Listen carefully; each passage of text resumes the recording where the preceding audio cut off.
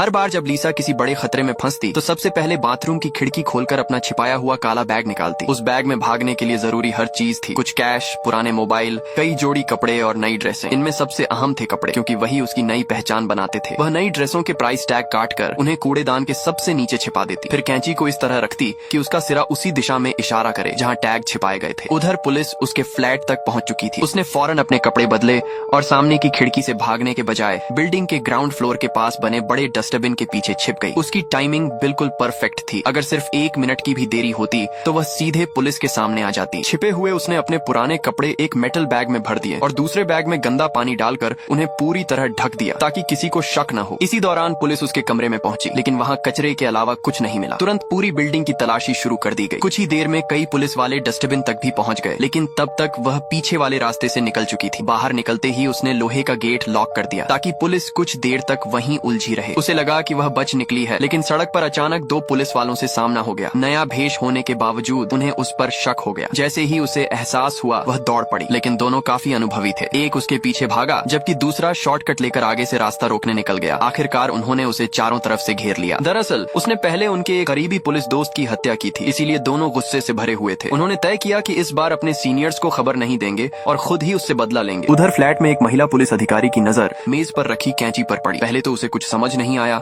लेकिन जब उसने कैंची की दिशा देखी तो डस्टबिन में छिपे प्राइस टैग मिल गए। इसके बाद पुलिस को छिपाए हुए कपड़े और बाकी नई ड्रेसें भी मिल गईं। टैग से उन्हें समझ आ गया कि वह बार बार कपड़े बदल कर अपनी पहचान छिपा रही है। सर्च एरिया छोटा करने के लिए अधिकारी ने उसके फोन में मौजूद टैग्स और जानकारी चेक की। कुछ ही देर में उसकी नई पहचान कंफर्म हो गई और पुलिस ने तुरंत उसके नए लुक की डिटेल्स इंटरनेट पर जारी कर दी। ये अपडेट सुनते ही उन दोनों पुलिस वालों को समझ आ गया कि उन्होंने गलत लड़की को पकड़ लिया था। वे तुरंत वहां से चले गए। इस तरह उसकी पूरी प्लानिंग कामयाब रही और वह एक बार फिर पुलिस की गिरफ्त से बच निकली।